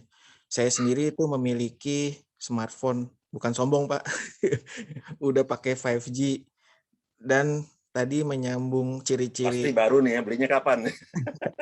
Merek Xiaomi Pak. Tapi baru kan, nggak mungkin beli 10 tahun yang lalu, nggak mungkin ya. Ya, ini dibeli sekitar 1,5 tahun lalu lah. Jadi emang di HP-nya itu ada tulisan 5G logo. Gitu, ada ciri-ciri khas tertentu. Nah, router saya pun udah ada 5G-nya juga, router buat WiFi. Namun ya saat ini cuma bisa ngelihat doang sih Pak, nggak bisa dirasain. Jadi bisa lihat tapi belum bisa dirasain. Nah, di daerah-daerah terpencil kayak tadi seperti diinfokan bahwa kita kan di Indonesia juga kan negara kepulauan ya, baik dataran tinggi maupun rendah. Ya, agak sulit ya untuk mendapatkan akses saat ini aja. Layanan 4G aja kita di kota besar terkadang suka sulit Nah, dari problema ini sih pertanyaannya, kapan ya Pak kira-kira prediksi 5G ini bisa dinikmati oleh semua lini masyarakat? Khususnya kita bisa benar-benar merasakan 5G, bukan 5G rasa 4G atau 5G rasa 3G bahkan gitu. Yang saat sekarang kan kita ngerasain 4G tapi kok rasanya lemot ya, rasa 2G gitu. Kapan sih Pak prediksinya? Itu dulu sih Pak pertanyaan. Thank you. Oke, luar biasa. Jadi kapan kita merasakan 5G rasa 5G beneran ya, gitu ya? Iya Pak. Bukan 5G rasa 3G ya. Baik, silakan Pak Dwi. Ya pertama mungkin Mas Puri mesti menunjukkan handphonenya ke Pak Jarod nih, supaya tahu nih, type itu kayak begini. Saya masih Yang pakai yang lama jadul nih Pak. Nih. Karena Waduh. handphone iPhone berapa? iPhone 6s Plus. Ya, yang terkait dengan ini, kalau pemerintah targetnya 4G untuk pemerataan komunikasi, target pemerintah adalah 4G. Jadi sampai pelosok daerah, target pemerintah adalah 4G. Jadi 5G kapan? 5G itu hanya istilahnya untuk special needs ya, kebutuhan spesial aja. Atau di kota-kota besar saja yang membutuhkan. Nah, kalau untuk target ke seluruh pelosok Indonesia itu 4G. Dan ini ditargetkan sebenarnya sih di tahun depan itu seluruh desa sudah tercover 4G. Kita juga sedang mengembangkan satelit ya, satelit HTS High Throughput Satelit itu mencakup 150.000 titik yang memang belum tercover untuk khusus untuk sekolah, untuk kantor-kantor desa, kelurahan dan sebagainya, puskesmas yang di daerah terpencil 150.000 titik. Jadi kenapa 4G? Karena lebih jelas kalau barang yang sudah eksis itu secara market pasti lebih murah. Kalau 5G karena barang baru, secara market pasti mahal. Dan kemudian 5G itu harus ditopang oleh fiber, nggak mungkin tanpa fiber. Jadi di ujungnya boleh pakai BTS atau sinyal-sinyal, tapi itu harus ditopang oleh fiber. Sementara penetrasi fiber di Indonesia masih terbatas. Kalau untuk level provinsi, oke, bisa terkonek, tapi untuk sampai level desa sulit, nggak bisa. Nah, jadi ke sana tadi, karena 5G kecepatannya itu ditopang oleh fiber. Kalau nggak ada fiber, nggak akan bisa. Nah, itu. Jadi target pemerintah di 4G ke seluruh itu. Nah, memang kalau beli 5G itu harus cek dulu, ini adanya layanan 5G-nya di daerah mana. Kalau nggak salah di Jakarta, salah satunya di Kelapa Gading. Terus di mana lagi gitu. Jadi belum semua titik ada BTS yang 5G atau sinyal 5G itu belum banyak, Pak. Belum banyak titik-titiknya. Jadi kalau mau nyoba ngerasain 5G yang betul 5G, coba aja melipir ke Kelapa Gading. Nah, mungkin di sana dapat sinyal 5G, bisa dapat lah itu. Nah, kenapa di Kelapa Gading saya juga nggak tahu. Tapi ya memang mereka ada yang mencoba di sana. Nah, sebenarnya juga ini tadi kan ada menyinggung kerjasama antar kampus dengan Kominfo. Jadi selain tadi digital talent di tempat, bukan di tempat saya, tapi di kolega saya yang istilahnya satu eselon 1 lah gitu. Itu kerjasama dengan Telkom University, kemudian dengan ITS, dengan ITB, itu mengembangkan, itu core hardware-nya. Jadi mereka membuka 5G laboratorium, 5G experience. Nah, di sana kita kerjasama untuk melakukan riset di core-nya tadi, di core hardware-nya tadi. Nah, sebenarnya ada lagi di masalah IoT. IoT juga, cuman ini belum tahu kerjasama dengan kampus mana, tapi terbuka Pak Jarod. Jadi kalau di tempat saya itu memang ke arah core, ke arah satu level di atas dari core-nya tadi, mungkin level IoT. Kalau aplikasi mungkin tempatnya Pak Boni. Jadi kalau Binus ada yang core kemungkinan bisa, atau IoT. IoT itu ada juga gitu, bukan di tempat saya tapi memang di satu inilah satu, kalau di kampus istilahnya satu fakultas lah gitu, satu eselon 1 lah begitu. Itu ada yang beberapa kerjasama pengembangan IoT di sana gitu. Jadi tergantung tempatnya kerjasamanya bisa bervariasi. Nah kira-kira begitu tadi Mas Budi dengan Pak Jarod tadi apa ya? Udah ini ya belum? Tadi ya. Baik, Jadi baik. masalah penetrasi itu begitu, belum bisa penuh lah, tapi targetnya 4G. Baik, jadi target syarat untuk 5G adalah pakai fiber optik gitu ya, Pak Dwi ya. Di Berarti media antar ya. masih banyak beberapa perusahaan yang masih menggunakan kayak First Media kan masih pakai kabel antena itu ya. Belum, pasti nggak bisa 5G ya, Pak Dwi ya. First Media kalau salah masih pakai kabel Media kan hanya koaksial ya. Kalau Koax, koaksial nggak bisa koax 5G ya. Pasti nggak bisa 5G ya. Speednya juga terbatas ya, Pak ya. Iya. Oke. Syarat lain apa Pak 5G Pak selain fiber? Tadi Pak punya frekuensi yang tadi punya frekuensi untuk ke handsetnya. Frekuensinya kan yang tadi dipakai itu 28. Kemudian jadi kan kalau First Media dia hanya punya fiber, seperti Bisnet hanya punya fiber tapi dia nggak punya frekuensi, jadi dia nggak bisa 5G. Jadi ada medianya itu campuran, ada media elektromagnetik, radio, ada media fiber campuran itu. Oke. Baik, terima kasih Pak Jadi Dwi. operator aja yang sekarang ini bisa tuh ya operator. Ada XL, ada Telkomsel, ada Operatornya baru 3 tadi ya, Telkomsel, Indosat, sama XL. Iya. Sisanya lain belum ya? Menyusul lah saya kira. Smart udah kalau Smart udah. Smart sudah ya. Oke, baik. Terima kasih Pak Dwi. Silakan Bapak Ibu yang lain, silakan. Dari dosen boleh, mewakili dosen.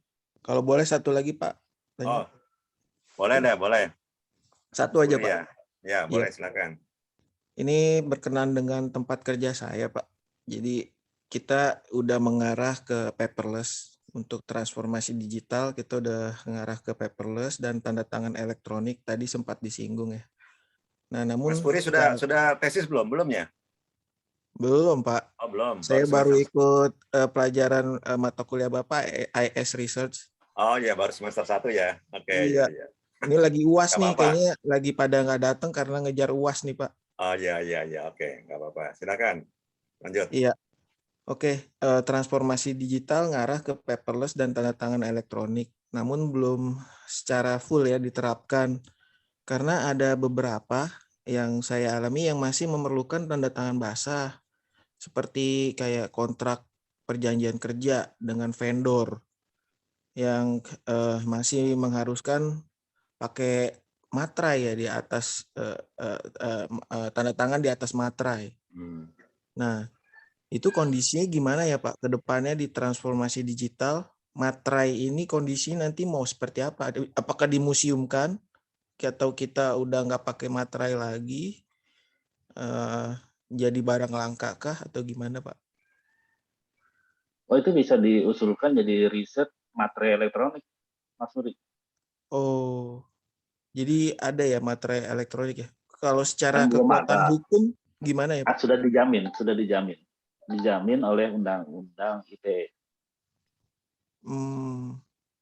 Tinggal kreasi-kreasi aja lah. Ya, ini saya meneruskan pertanyaan ini ya. Kemarin kita sebagai dosen juga barusan mengirimkan Serdos ya, BKD ya Pak Nilo dan teman-teman dosen ya. Ada namanya BKD, kewajiban setiap dosen itu mengirimkan laporan dan harus ditandatangan basah berwarna biru. Jadi syaratnya sangat jadul, sangat. Jadi tanda tangannya harus basah dan harus berwarna biru. Lalu di atas materai 10.000. Nah itu jadi lucu.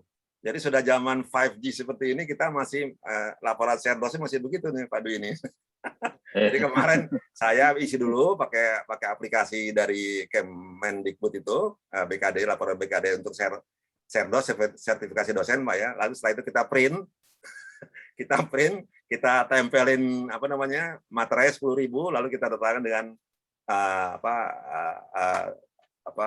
tinta berwarna biru. Nah itu lalu kita scan lagi tuh Pak. Kita scan lagi, kita kirim ke Dikti. Nah itu Pak. Jadi sama sekali Dikti pun masih jadul banget ini. Jadi dengan ini sudah ada yang baru Pak. Jadi materai sudah ada materai elektronik. Tanda tangan juga bisa tanda tangan elektronik Pak ya. Kalau materai belum ada materai elektronik Pak. Tapi itu bisa challenge untuk riset itu. Silakan risetnya itu. Kalau sekarang kan materai masih kali Pak ya. Bisa di riset itu Mas Puri. Teknologinya gimana, bisa menjamin materai. Terus ini bayarnya berarti benar ke kantor kantor negara. Jangan sampai itu cuma materai tempelan doang. Itu kalau bisa menyusun teknologi itu sangat bagus itu. Bisa jadi S2 tuh. Malah mungkin bisa lanjut S3 kali. Kan kalau di PNS sudah ada Pak, itu yang QR code-nya itu kan. QR code-nya untuk menandatangan elektronik kan di ASN semua punya itu Pak ya, pejabat strukturalnya ya. Iya, QR code kan hanya simbolnya saja Pak, tapi di belakangnya itu, di belakang QR code-nya sudah ada jaminan sertifikatnya yang bisa ditelusuri. Gitu. Nah, ya. Kalau di tempat kita belum jalan itu Pak, masih tanda tangan manual. Bentar lagi Pak Jarod. Gimana Mas Puri, sudah ya terjawab ya? Oke, berarti materai nanti jadi barang langka ya Pak? Buru-buru kita koleksi Pak, materai. Silakan diusulkan supaya jadi barang langka, supaya dimuseumkan, itu bisa jadi tema riset perangko ya. Iya, bagaimana memuseumkan. Bagaimana memuseumkan perangko dan materai dengan teknologi. Saya masih mengumpulkan perangko-perangko Bung Karno, Pak Harto, masih ada tuh perangko-perangko zaman dulu. Kalau itu hobi lain Pak, kalau hobi lain. Dan harganya mahal itu. Wah, iya betul. Kalau hobi itu lain itu. Dulu harganya cuma Rp2, Rp10, Rp5 ya. Sekarang kita jual harganya mahal, bisa ratusan ribu. Jangankan itu Pak, di Jerman sendiri sedang bisa nggak uang koin, uang kertas itu hilang dari peredaran di Jerman? Belum Ternyata bisa ya. Secara teknologi bisa, tapi banyak yang nggak pengen gitu. Banyak yang nggak pengen gitu. Mungkin ada kolektor juga, ada kolektor uang receh, ada kolektor uang kertas. Kita kalau datang ke kantor pos di Pasar Baru itu masih banyak yang jual itu. Iya. Baik, terima kasih Mas Puri. Terima kasih Pak Dwi, Pak Jarod. Silakan yang lainnya, Bapak Ibu dosen boleh. Pak Nilo, monggo. Silakan Pak Nilo. Ya baik Pak Jarod ya. Silakan. Terima kasih ya untuk kesempatannya ya. Mungkin saya mau nanyakan ke Pak Dwi ya, bahwasanya kita lihat ya, artinya penerapan transformasi digital ini di industri maupun di ekonomi, di pendidikan ya, atau di kesehatan sudah banyak istilahnya sudah banyak diinfokan atau sudah banyak mulai diterapkan. Tapi kecenderungannya ya, kalau kita lihat itu ada satu kebijakan atau satu hal yang masih belum bisa menerapkan 100% penerapan transformasi digital itu ya. Salah satunya tadi seperti isu terkait dengan tanda tangan basah, materai, kemudian kesiapan dari infrastruktur yang kita juga belum bisa mengikuti lah gitu ya. Mungkin itu hanya bisa di perusahaan-perusahaan yang sudah sangat kuat, sudah sangat besar, atau industri yang sudah sangat maju secara teknologi, ya itu mungkin bisa. Tapi yang lain mungkin saya rasa masih banyak yang belum bisa menerapkan itu gitu ya. Nah, menurut Pak Dwi ya, kira-kira apa saja yang diperlukan untuk bisa menyiapkan transformasi digital itu yang tidak hanya sekedar kita slogan gitu ya, perusahaan melakukan transformasi digital, tapi prakteknya juga banyak yang belum siap hal itu gitu ya. Nah, menurut Pak Dwi gimana Pak pendapat Bapak terkait dengan hal itu, dan apa saja yang perlu disiapkan untuk supaya industri dan perusahaan itu bisa lebih siap lah untuk menghadapi tantangan di transformasi digital ini gitu ya. Demikian Pak Dwi, terima kasih. Terima kasih Pak Nilo. Jadi 5G ini bukan satu yang harus transformasi digital, karena bisa ada 4G, bisa ada 3G pun masih memungkinkan juga sebagian, tapi memang 4G lah kalau transformasi digital.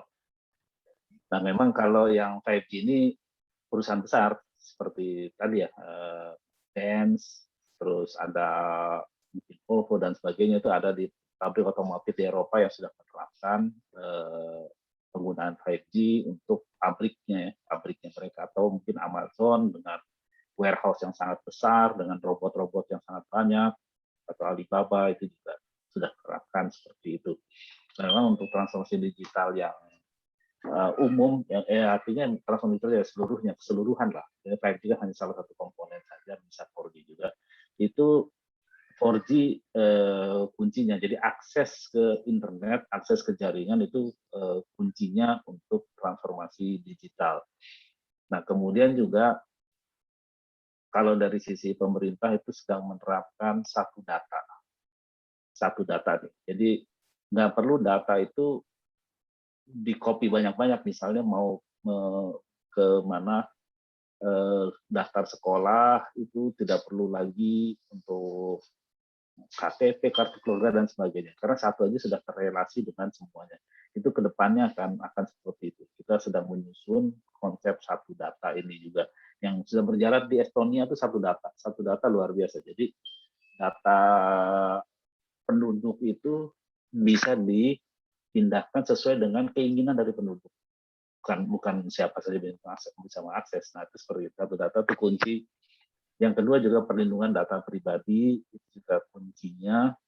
Kita juga pemerintah sedang menyiapkan untuk infrastrukturnya. Nah terkait dengan syarat lainnya, bagaimana dengan perusahaan dan sebagainya, ini adalah silakan silo-silo bisa berkreasi, berinovasi masing-masing. Kenapa? Karena ini bisa menjadi pertama nilai jual, kedua ini untuk meningkatkan efisiensi. Kalau meningkatkan efisiensi berarti dia bisa meningkatkan daya saing. Kalau perusahaan yang tidak mentransformasi digital, misalnya nih perusahaan freight forward gitu ya, misalnya itu semua dokumennya harus ditandatangan, basah dan sebagainya, berapa meja harus dilewatin. Nah kalau nanti harus tanda tangan basah, ternyata orangnya sedang tidak ada, kerepotan, waktu tunggu lama lagi dan sebagainya. Maka ini mengurangi daya saing dari perusahaan tersebut. Tapi kalau dia sudah menerapkan transformasi digital, efisiensi, waktu, kemudian biaya kertas dan sebagainya, berapa dia bisa meningkatkan nilai produk di situ. Nah, itu kan juga menjadi itu tantangan dari masing-masing. Intinya harus transformasi digital di setiap unit usaha atau perusahaan atau apa harus. Kenapa? Karena dia akan kalah bersaing. Kan nggak ada yang pengen kalah bersaing kan? Yang luar melaksanakan, sementara kita tidak bisa melaksanakan, nah kita akan kalah bersaing. Jadi ini satu istilahnya ya memang begitu, menjadi suatu seleksi dalam dunia usaha, siapa yang bisa melakukan efisiensi, memanfaatkan teknologi, dia yang akan survive. Binus sudah banyak berinovasi, kan terkenal juga Binus sebagai kampus digital. Itu juga sudah menunjukkan satu branding. Apalagi nanti kenyataannya ditunjang dengan banyak proses-proses internalnya sudah bisa ditunjukkan, transformasi digital, semuanya tanda elektronik, datanya sudah tersebar dan macam-macam. Udah satu data antara ini, jadi misalnya mau pindah kampus tidak perlu lagi apa-apa lagi dan sebagainya, apalagi nanti ada kerjasama dengan antar kampus sehingga mau kuliah bareng atau kuliah bersama juga nilainya bisa satu kan. Itu juga satu branding, suatu efisiensi yang luar biasa saya kira. Itu untuk dunia pendidikan. Saya kira banyak lah. Kalau kita tidak melaksanakan ya kita akan tertinggal. dan akan sulit untuk bersaing. Nah, itu di situ cost akan tercover dengan tadi efisiensi dan sebagainya. Dan tidak harus 5G. 4G menurut saya juga sudah sangat cukup untuk itu. Ini kalau silo sudah banyak, misalnya tadi di Indonesia misalnya ada 100 kampus, 50 kampus sudah, ini ya otomatis tahun depannya ada 100 kampus akan jadi semuanya transformasi digital. Atau industri apa gitu, industri apa kalau misalnya 20% aja sudah ini kan mereka kan mendapatkan order terus, yang 80% lama-lama tergerus. Jadinya seperti begitu. Contoh aja kan banyak perusahaan taksi yang kolaps karena perusahaan tersebut tidak mentransformasikan digital, pola kerjanya tidak mentransformasikan digital. Akhirnya sekarang tinggal sedikit. Bluebird pun bertransformasi sehingga dia bisa pesan online dan sebagainya. Nah, bagi yang tidak bertransformasi, bagi yang tidak berinovasi di era digital ekonomi ini, kemungkinan akan tergerus. Begitu Pak Nilo. Baik, terima kasih Pak Dwi. Masih ada lagi mungkin pertanyaan dari audiens, silakan. Pak Dwi, terima kasih. Ya, cukup Pak Nilo ya. Ya, sudah cukup Pak. Ya, yang lainnya boleh, monggo silakan Bu Astari atau Bu Kristina boleh. Pak Gunawan, Pak Diur, monggo.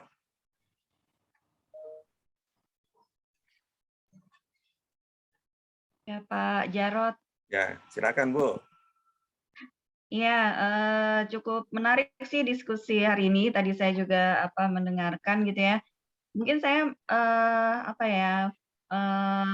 dari beberapa kasus tadi juga dari siapa Pak Uri gitu ya, dengan yang memang, dan Pak Jarod ya benar Pak, saya kemarin ngeprint gitu ya, oh ternyata masih harus tanda tangan di atas meterai juga gitu ya untuk yang laporan BKD dan sebagainya. Jadi mungkin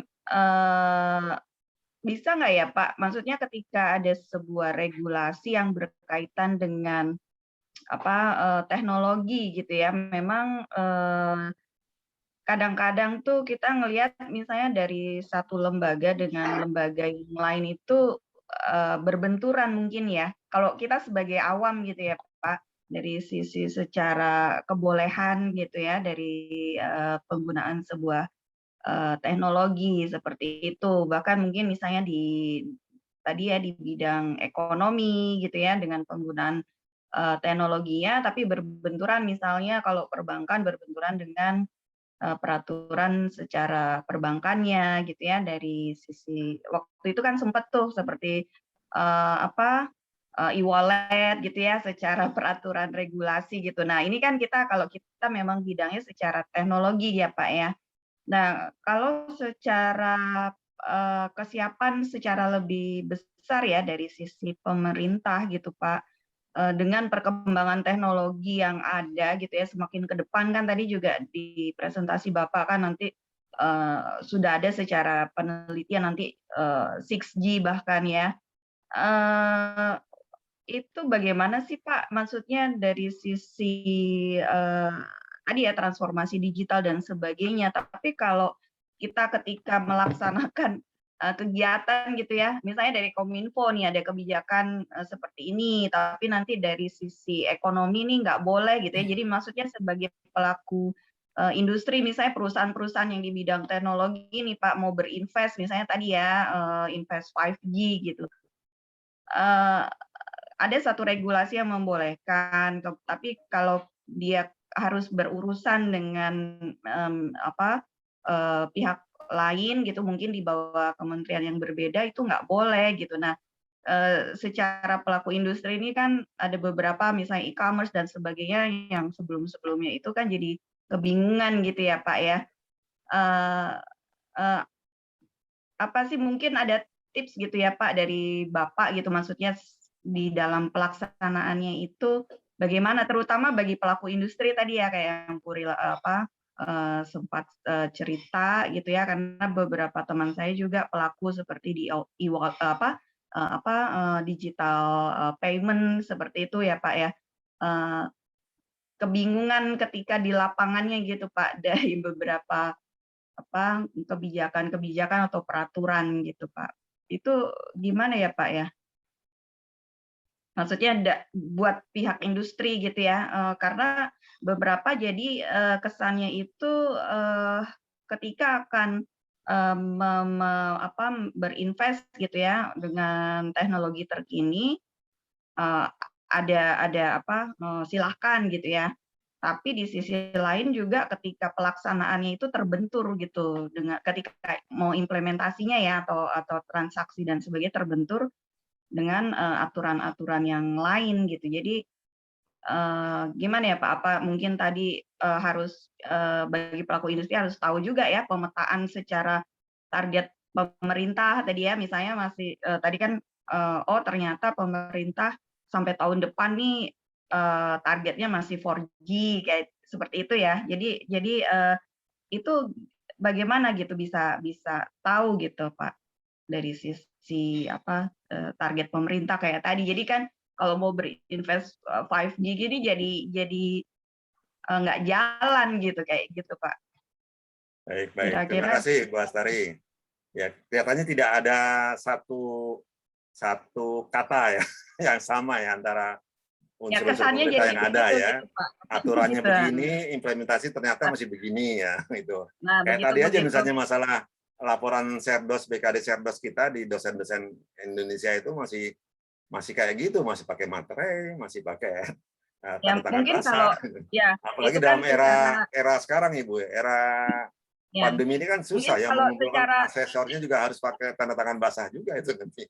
ya itu secara individu mungkin ya kita inilah usaha sedikit, cuman kalau bagi pelaku industri gitu ya, terutama industri yang berkaitan dengan teknologi gitu Pak, itu gimana Pak? Mungkin Ya, ada tips atau ya. gimana gitu Pak? Karena beberapa teman saya juga menceritakan hal yang sama gitu ya, ketika berurusan dengan izin-izin tadi loh Pak. Makasih Pak. Baik, baik. Sudah jelas ini Bu Astari. Silakan Pak Dwi, silakan. Makasih Bu. Jadi untuk mengatasi hambatan perizinan itu sebenarnya salah satu tujuan daripada Omnibus Law itu yang kemarin diluncurkan Undang-Undang 2 itu ya. Ya. Nah, itu kan sudah ada implementasinya. Sekarang ini semua perizinan itu harus melalui yang namanya OSS, Online Single Submission. Dan itu akan terukur. Jadi misalnya saya mau usaha ini, klik aja, nanti ada istilahnya KBLI. Kan usaha itu kan di klasifikasi antara lain dengan KBLI, Kamus Besar, apalah, usaha L-nya apa lupa saya itu. Jadi klasifikasi usaha ada di situ. Kita mau KBLI apa nanti dia milih gitu, pilih. Nah, nanti langsung keluar ini izin yang dibutuhkan 1 2 3 4. Keluar juga ini berapa lama dibutuhkan dan sebagainya. Itu keluar juga. Jadi udah tidak perlu lagi misalnya saya mau izin saya harus ke kementerian mana nih bingung. Enggak, semuanya sudah melalui OSS, Online Single Submission di situ. Memang harus diakui ini udah fenomena seluruh dunia, artinya regulasi itu tidak bisa cepat mengikuti perubahan teknologi. Tapi regulasi itu memang dibuat sefleksibel mungkin, tapi bisa juga dia tidak bisa mengantisipasi, oh teknologi ini belum diantisipasi. Ada juga kemungkinan begitu. Makanya akhirnya undang-undangnya dirubah dan sebagainya. Itu kan biasalah. Nah, makanya kita juga, saya juga kalau ditugaskan untuk membangun satu regulasi, sebisa mungkin dibuat sefleksibel mungkin sehingga bisa mengantisipasi perkembangan teknologi. Nah, tapi ada juga yang di luar kemampuan pembuat undang-undang, pembuat regulasi, ternyata memang kecepatan teknologi kan nggak bisa diprediksi. Iya, dulu itu duit itu kalau nggak megang duit rasanya gimana gitu. Nggak tahu duitnya. Kok duitnya sekarang pakai kartu. Bahkan nggak ada kartunya, cuman kripto doang. Nggak ada kartu sekarang. Nggak ada kartu, nggak ada apa-apanya juga. Apa ini? Jadi sesuatu yang memang ini, memang kalau untuk keuangan itu paling ketat karena memang dia harus benar-benar trusted ya kalau industri keuangan regulasinya juga harus. ketat dan sebagainya. Mungkin ada beberapa yang belum terakomodir. Tapi kalau nggak salah sekarang bank digital sudah boleh ya kalau nggak salah. E-wallet sekarang sudah boleh. Bank digital sudah ada. Sudah Artinya, di OJK.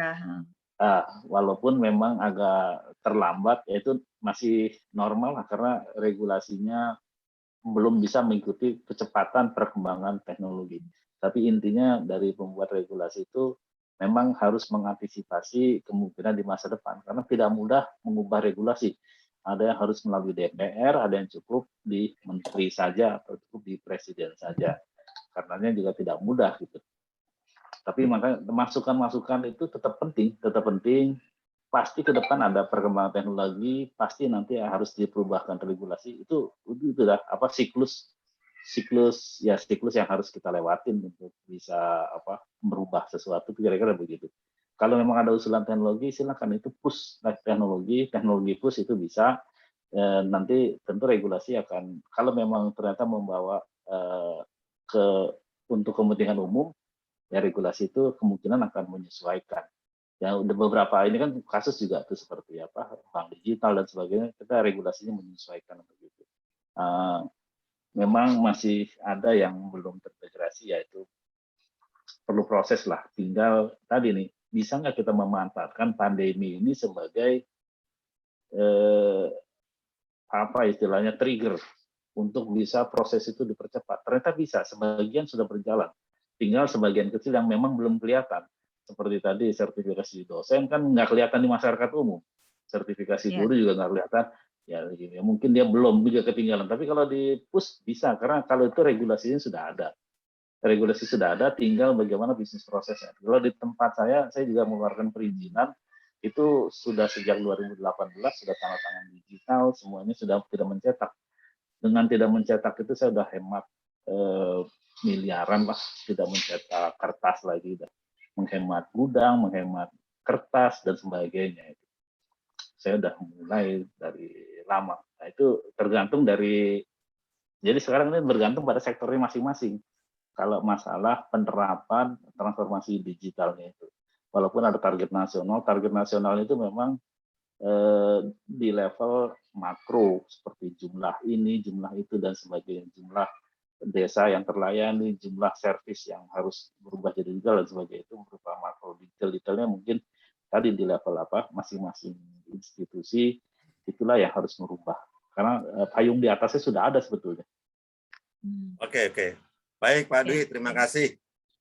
Saya pikir sudah cukup ya, acara kita sudah hampir 2 jam ini. Terima kasih banyak Pak Dwi Handoko atas paparannya dan juga penjelasannya kepada kami, baik dosen maupun mahasiswa Pascasarjana Bina Nusantara University. Mudah-mudahan kita bisa melanjutkan lagi pada kerjasama lainnya. Mungkin Pak Dwi, ini harapan kami, kerjasama kita ini antara tempat Bapak dan juga BINUS tidak hanya sampai di sini, tapi akan terus berlanjut. Gitu. Mengenai transformasi digital, sebetulnya memang sudah menjadi rahasia umum lah bahwa BINUS adalah merupakan perguruan tinggi yang memang terbaik ya, bisa sekali itu dalam segi transformasi digitalnya. Itu tidak hanya dikatakan oleh orang-orang BINUS, tapi juga oleh pejabat-pejabat negara kita, yaitu misalnya saat Menteri Ristek Diktinya Pak siapa dulu? Pak Bambang? Bukan, sebelum Pak Nadiem.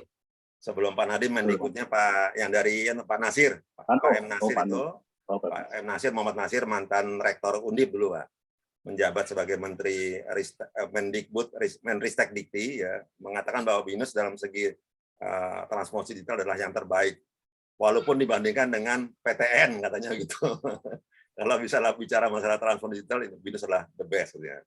Pada saat dijabat sekarang oleh Mas Nadiem, Mas Menteri yang baru ini juga beberapa kali beliau statement bahwa untuk bicara tentang teknologi digital, transformasi digital, BINUS adalah the best. Ya. Itulah mungkin itu kenyataan, mudah-mudahan ini akan terus bisa kita ikuti perkembangan zamannya. Jadi kita terus berinovasi supaya terus bergerak selaras dengan perkembangan zaman. Jadi zaman mengikuti apa, kita harus cepat berinovasi untuk mengikuti perkembangan zaman tersebut.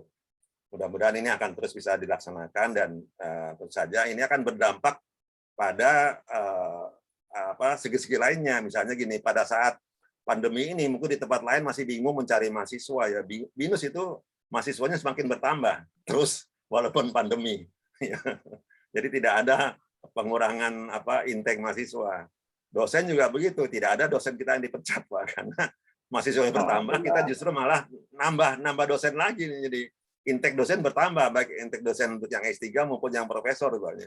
Kita terus bertambah ini. Jadi tidak ada di kita itu ada dampak negatif terhadap pandemi. Pandemi justru membuat kita lebih berinovasi dan lebih memberikan pelayanan yang baik terhadap mahasiswanya, begitu.